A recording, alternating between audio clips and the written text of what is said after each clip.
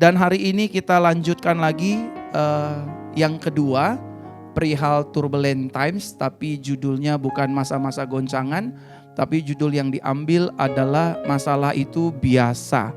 Soalnya kanan kirinya bilang, kamu gak usah lebay.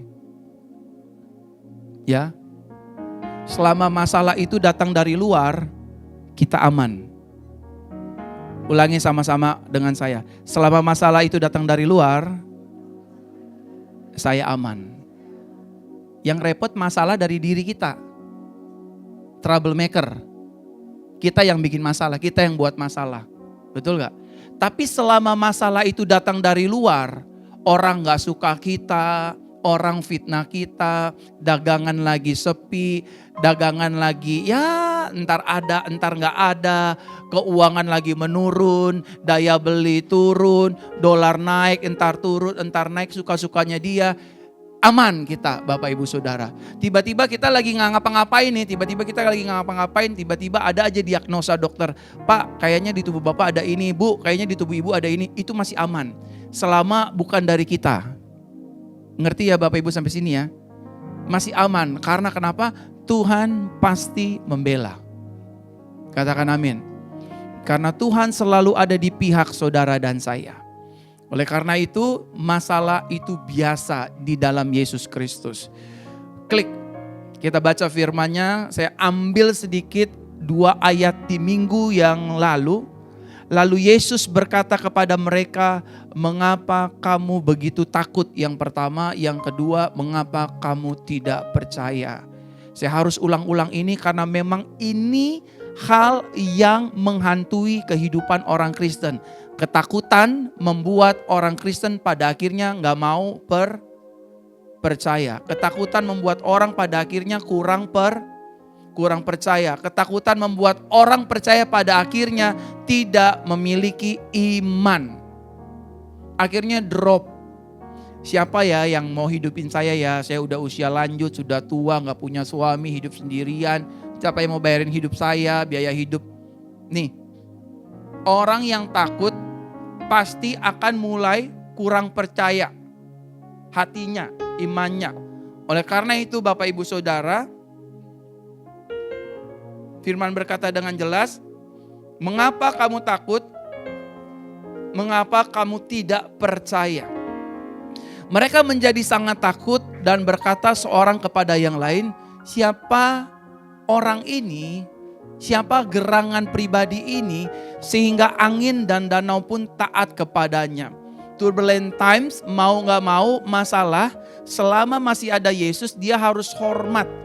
Jadi waktu saya baca ulang ayat 41 ini, ternyata bukan hanya taat, tetapi teks aslinya berbicara tentang patuh. Patuh saudara. Jadi masalah sama Yesus itu patuh. Mau denger-dengeran. Masalah loh ini saudara. Angin badai di dalam Yesus semua patuh. Saya ulangi sekali lagi, lucunya kita orang Kristen malah mau percaya sama masalah. Aneh kan Bapak Ibu? Ini saya kasih contoh ya. Ini masalah patuh sama Yesus. Mau dengerin Yesus. Mau taat sama Yesus. Lah kita anak Yesus justru sebaliknya, mau dengerin masalah, gak mau dengerin Yesus. Yang salah siapa? Yang salah kita. Yesus sudah bilang, kamu sama aku aman. Meskipun di dalam perahu ini Bapak Ibu Saudara ada goncangan, spike. Terjemahannya itu dihantam. Tapi aman, selama saudara tiap minggu pergi ibadah, selama saudara tetap berdoa, selama saudara tetap melakukan yang terbaik bagian saudara, saudara tetap aman. Aman Bapak Ibu Saudara. Orang yang berdiri di depan mimbar saudara ini, saya juga ngalamin apa yang saudara alamin. Gak punya duit juga pernah.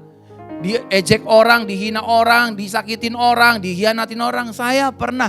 Tapi saya punya jaminan. Yesus Bapak Ibu. Makanya kalau saya bisa kuat berdiri karena saya tahu yang pegang tangan saya, yang bawa saya, Yesus. Kalau Yesus yang pimpin saya, apapun yang terjadi di depan saya, angin mau berkecamuk kayak gimana, ya udah. Itu bukan bagian saya. Sama-sama katakan dengan saya, menyelesaikan masalah bukan bagian saya. Itu bagian Tuhan. Menghadapi masalah, itu bagian saya. Benar gak? Saudara jangan dibalik.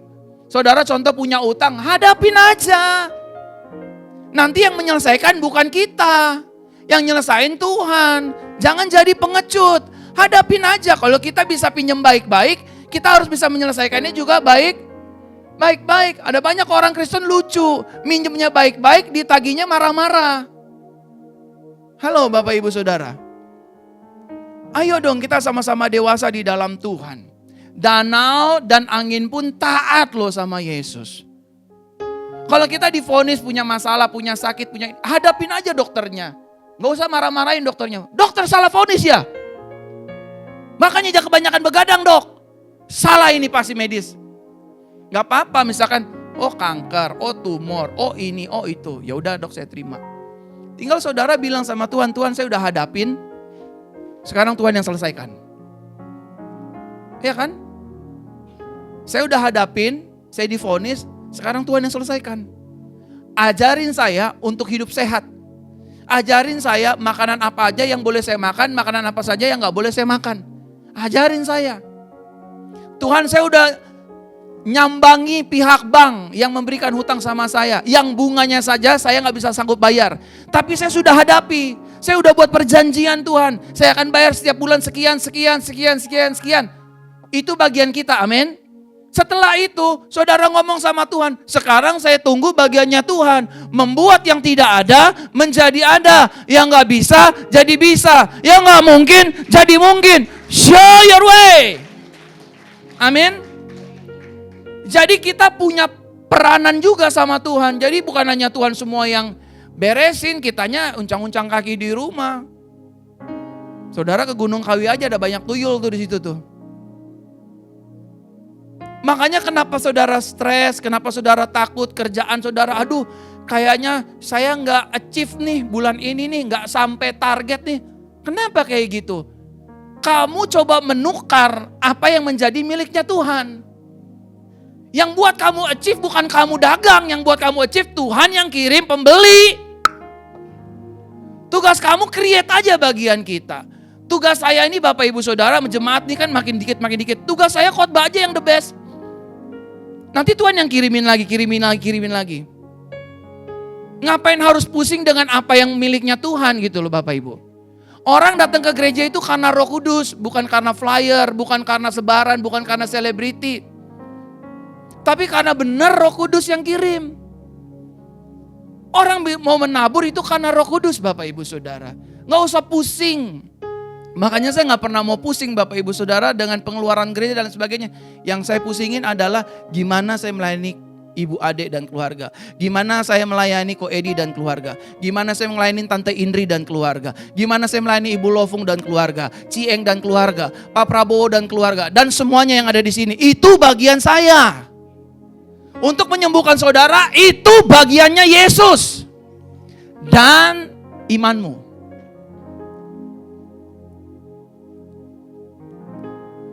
Perjanjian lama, klik. Keluaran pasal 1 ayat 12. Tetapi, sama-sama katakan dengan saya, makin ditindas. Puji Tuhan. Makin hancur, makin ambruk, makin kalah. Ayat ini bilang apa? Tetapi makin ditekan, makin ditindas, makin dijolimi, makin bertambah banyak dan berkembang orang Israel. Jadi teks ayat ini berbicara orang Israel di tanah Mesir ditekan oleh bangsa Mesir selama 400 tahun. Makin ditekan, makin dibunuh anak-anak bayi laki-laki, makin banyak. Itulah gambaran kita. Kita makin ditekan dengan keuangan, makin ditekan dengan situasi, makin ditekan dengan orang-orang yang gak suka kita. Iman kita makin bertambah. Pengharapan kita makin hidup.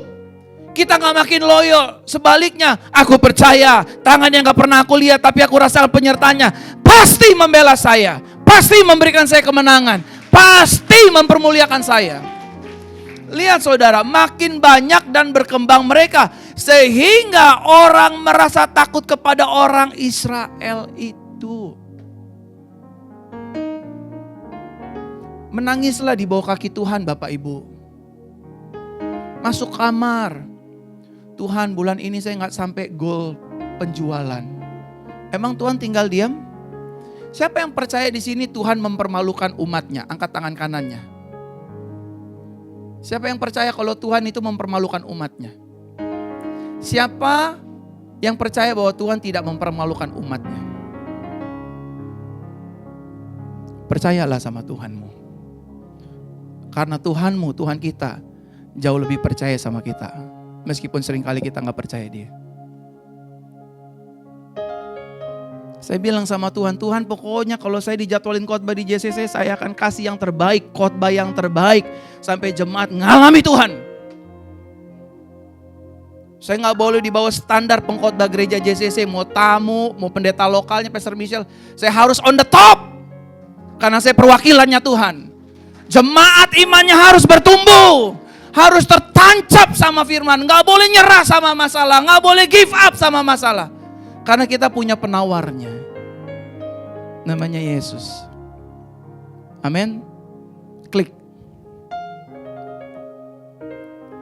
Perlu diingat dan kita imani. Bagi orang percaya masalah itu biasa. Colek, masalah itu biasa. Lu nya aja parnoan.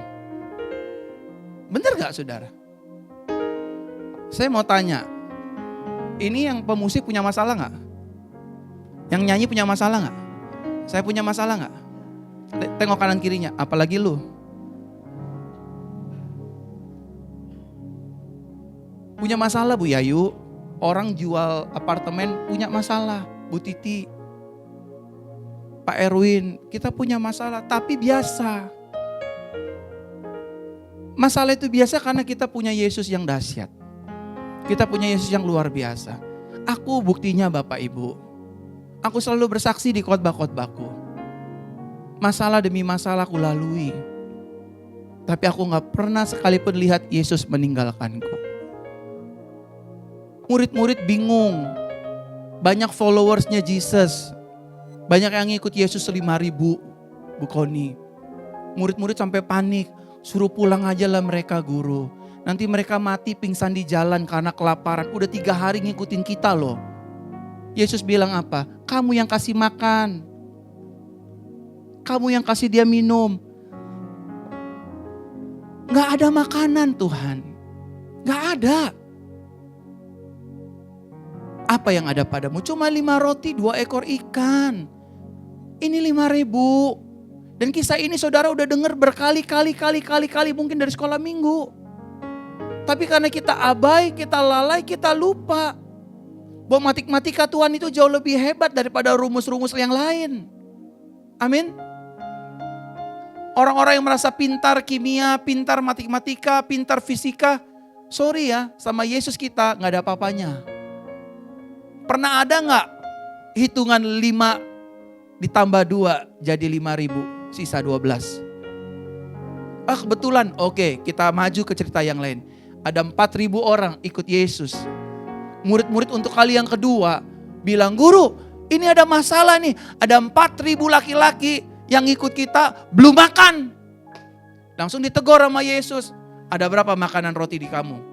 7 dan beberapa ikan. Kumpulin mereka 50-50. Aku yang akan berkati. Diangkat 7 roti, diangkat beberapa ikan. 4.000 tidak termasuk wanita dan anak-anak. Makan lagi. Itu kebetulan pastor. Oke, satu kali ada cerita di Kana. Ada orang mau nikah kehabisan anggur. Tahu kan saudara cerita ini kan? Anggur di Kana kan? Buat pernikahan bagi orang Israel kalau gak punya anggur itu aib. Tapi di tangan Yesus air biasa menjadi anggur yang sangat terbaik. So jangan pernah remehin rekening yang ada di nominal rekening yang ada di rekening kamu. Mungkin hari ini cuma 10.000, 100.000, 1 juta.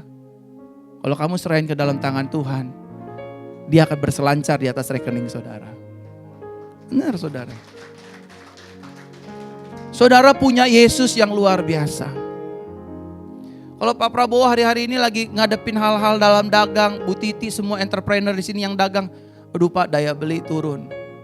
Gak usah marah, gak usah salahin keadaan. Bilang sama Tuhan, aku punya Tuhan yang besar, yang telah berjanji dan sanggup memberkati. Imanku bersepakat, percaya kuasanya. Ku terima sekarang kemenangan darimu. Bukan kekalahan, bukan mudah-mudahan, tapi kemenangan yang Dia ciptakan. Saya ngajarin istri saya dari tahun-tahun sebagai gembala sidang. Kalau kamu lihat keuangan rekening gereja, jangan pusing. Itu wilayahnya Tuhan. Mau dikit, mau sedang, mau banyak, itu punyanya Tuhan.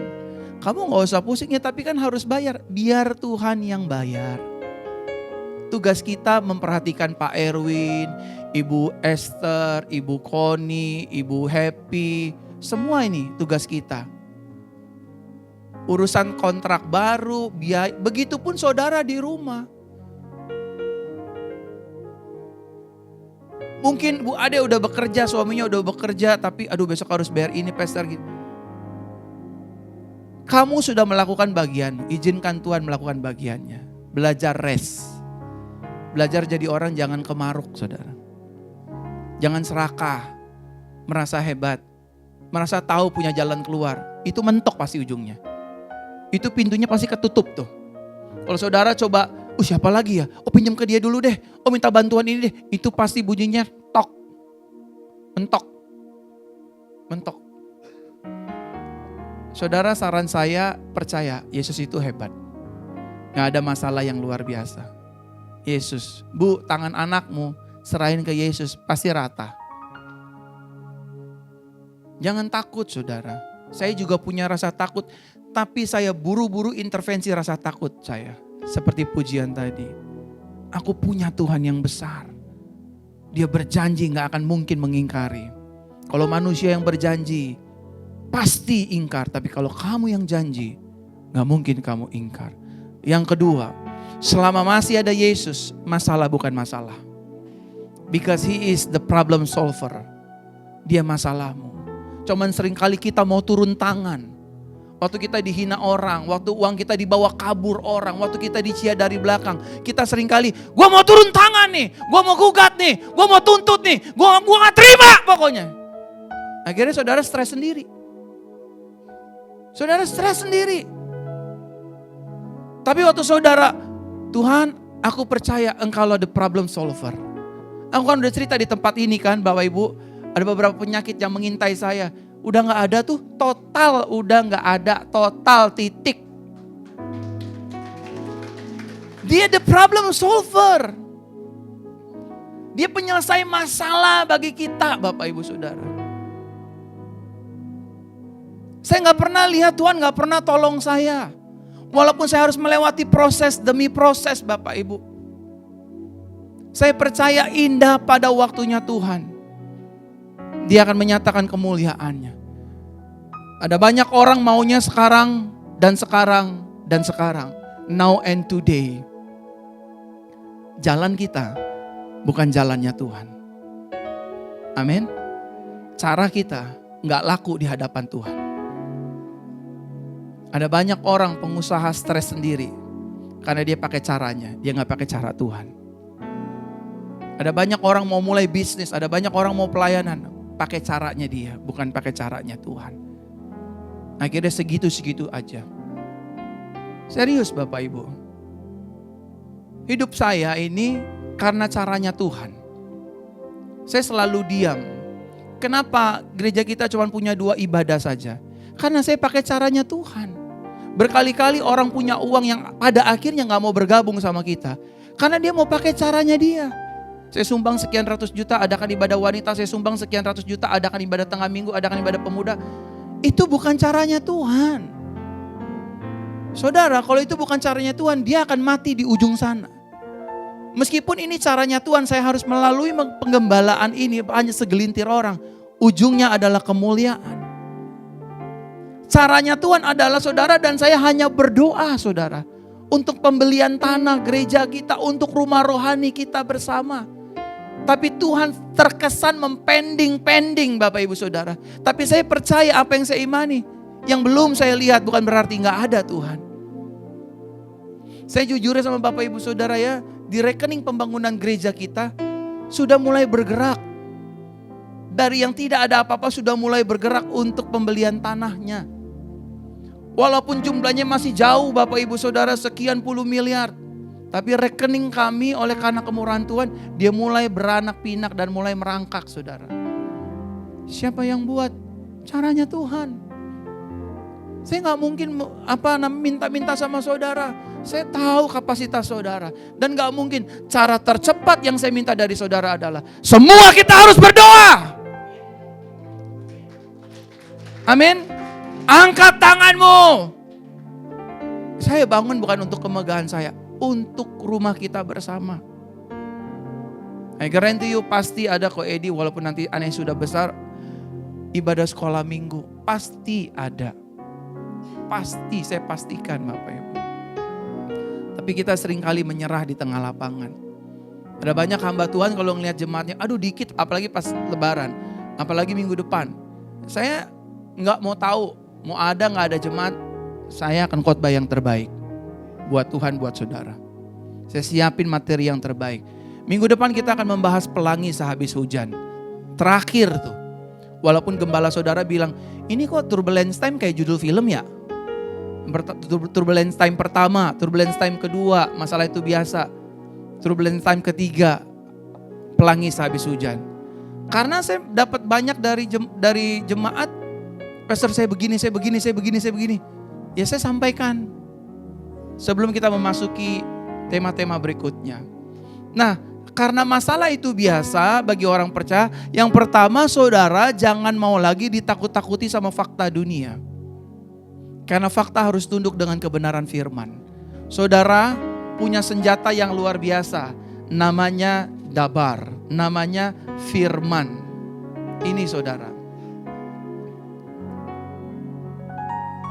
Makanya saudara jangan cuma melihat TikTok tiap hari. Buka Alkitabnya. Ini menyelamatkan saudara. Ini menyelamatkan saudara. Ini menyelamatkan saudara. Baca.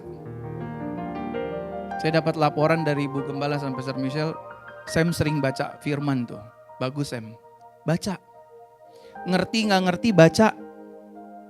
Belum bisa ngelakuin baca. Biarlah Roh Kudus yang memimpin kita untuk melakukannya. Jangan pernah mau ditakut-takutin sama fakta. Sesuai firman gak Pak Erwin? Kalau gak sesuai firman ngapain dipercaya?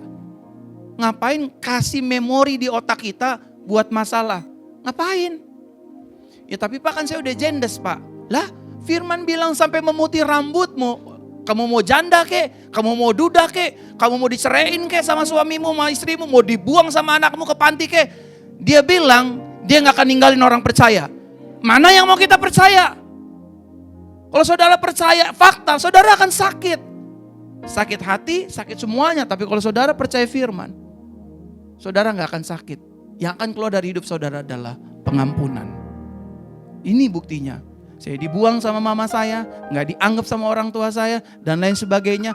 Waktu saya percaya firman, balesannya adalah saya mengasihi, mengampuni, dan melayani dia sampai mati. Saudara mau pilih yang mana? Mau percaya firman? Atau mau percaya kepada fakta? Masalah itu biasa. Tergantung kita menyikapinya. Kalau saudara mau ditakut-takuti dengan tagihan, rasain sendiri. Saya pernah cerita waktu itu Bu Gembala waktu sore-sore masih ada ibadah sore. Mukanya pucat banget. Karena besok harus gajian staff kan. Harus bayar gedung kan. Pucat di situ. Shock. Gini mukanya nih. Jemaat lagi nyanyi. Bersuka dalam Tuhan. Dia begini mukanya.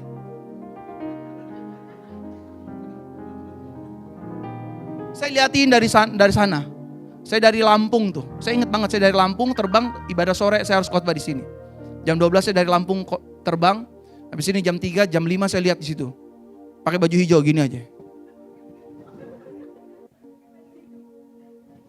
Jemaat lagi nyanyi bersuka dalam Tuhan. Maklum gembala baru kemarin sore Bapak Ibu. Perlu banyak diajar. Saya bilang urusan bayar membayar, cicil mencicil, itu urusan Bapa kita. Namanya Yahweh. Urusan dia. Urusan dia Bu Esther, Bu Koni, urusan dia. Tugas kita hadapin aja. Lah kalau kita lagi nggak ada duit mau gimana? Masih kita mau ditelanjangin sama orangnya? Bener gak? Bener gak? Apalagi nih zaman apa-apa diviralin kan? Ya kita hadapin aja Ko Edi, aduh maaf ya kalau misalkan saya supplier, saya belum bisa bayar Koko nih, tapi saya akan bayar. Ya kapan? Nah itu dia, saya belum janji. Belum berani janji, tapi saya pastikan saya bayar. Hidup saya garansinya, saya akan bayar. Balik lagi ke Tuhan, Tuhan, saya udah lakuin bagian saya. Tuhan lakuin bagian Tuhan dong. Saya gak mau tunduk sama fakta. Walaupun mungkin kita rogoh kantong kanan, ngadang hepeng, rogoh kantong kiri, gak ada piti, lihat rekening, gak ada cien, itu fakta kan? Ya kenapa saudara tunduk? Burung di udara Tuhan pelihara, dia mati buat kamu dan aku. Saya mau tanya jujur ya dari hati saudara yang paling dalam. Siapa saudara yang senang ngelihat anaknya kemomos? Itu bahasa saya tuh, kemomos tuh artinya berantakan, jelek, gak keurus. Siapa? Siapa di sini bapak atau ibu orang tua yang demen ngelihat anaknya berantakan penampilannya? Coba. Hah? Gak apa-apa biar saya laporin ke ini, Komnas HAM, Komnas Anak. Siapa di sini orang tua yang demen ngelihat anaknya hancur? Walaupun possibility-nya ada, tapi maaf ya, Bapak kita gak begitu. Waktu kita sakit, dia sembuhkan kita. Waktu kita gak punya uang, dia pasti tolong kita. Yang dia minta dari kita, just believe me and surrender to me, lean on me, dan bukan yang lain. Amin saudara. Yang kedua, karena masalah itu biasa, jangan mau lagi hidup dalam rasa stres. Jangan stres. Coba lihat kanan kiri bilang kasih senyum. Kasih senyum ya. Coba lihat bilang lagi kanan kirinya, oh orang muka stres kayak begini emang tampangnya. Jangan stres Bapak Ibu. Amin. Gak usah stres. Ini tuh kayak adiknya Bu Esther senyum. Adik atau kakak? Kakak. Senyum-senyum aja tuh, pakai baju kuning, angkat kaki, kakinya diangkat gini-gini dengan khotbah lagi. Gitu. Ada orang datang ke gereja mukanya parah, hancur Bapak Ibu. Begitu masuknya mukanya udah begini saudara. Shalom, shalom. Saya duduk mana nih? Masuk rumah Tuhan tuh happy dong, sukacita dong, amin. Enggak, datang ke gereja mukanya udah. Ampun. Si manis jembatan Ancol juga ngeri deketin orang itu. Mukanya dia lebih angker dari muka gue loh. Sundar bolong juga ngeri. Mukanya lebih mengerikan daripada bolong gue di sini nih. Ketawa Pak Erwin, ayo. Biar sehat Pak Erwin. Semua jemaat harus sehat, amin. Senyum. Ketawa. Nanti yang gembira adalah obat, amin. Jangan ikutin gembala saudara 2 tahun lalu.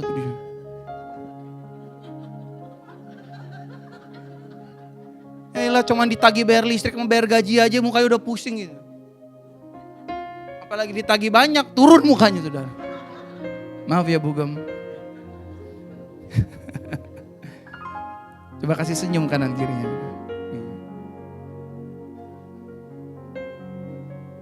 Apalagi dikit lagi kita mau dikirimin ketupat sayur. Pas malam takbiran, pasti diketok. Ko Edi, ini dari tetangga. Ketupat sayur sama opor. Terakhir, yang ketiga. Tetaplah melangkah dengan iman. Amin. Amin saudara. Tetap aja saudara jalan, tetap aja saudara pegang janji Tuhan, tetap aja saudara berharap sama Tuhan bahwa Tuhan tidak mempermalukan hidup saya. Amin. Tuhan tidak akan meninggalkan saya. Tuhan selalu ada bagi hidup saya. Karena minggu depan saya akan lihat pelangi sehabis hujan. Cakep tuh kata Bu Gembala. Bapak Ibu, jangan stres ya. Percaya. Kalau datang ke gereja di tempat ini dilarang mukanya asem. Kalau mukanya asem, oh tinggal saya cocol pakai nasi. Sayur asem kan? Jangan asem, jangan cembetut-cembetut datang ke gereja. Harus senyum. Kan mau ketemu Tuhan. Amin gak ini saudara? Kan mau ketemu Tuhan. Muka jangan kenceng kayak kanebo, gak usah dijelek-jelekin, diganteng-gantengin aja Bapak Ibu. Benar gak? Sama-sama katakan dengan saya, gak usah dijelek-jelekin.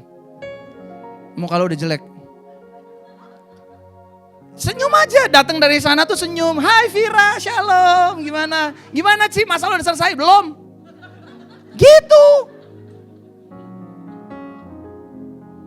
Anta Indri, Ko Henry datang masuk sini. Shalom Bu Subariana, iya shalom. Hebat ya Pak, iya. Gimana utang? Belum kelar. Happy aja gitu, happy gitu. Gak usah kayak kanebo kering datang, shalom. Diam. Shalom Pak, diam. Kenapa begitu? Diam, tenanglah. Sesuai khotbah minggu lalu. Pak Arjono jangan ketawa aja, muka gak boleh bete Pak. Pak Arjono ketawa aja. Datang mulai sekarang kita perjanjian ya, muka harus happy. Amin. Walaupun make up salah gak apa-apa, alis panjang sebelah happy aja. Saya kadang suka lihat ada jemaat yang alisnya panjang sebelah tuh. Senyum aja, shalom. Gerakin alisnya. Gak apa-apa. Kasih. Tuhan berkati Bapak Ibu.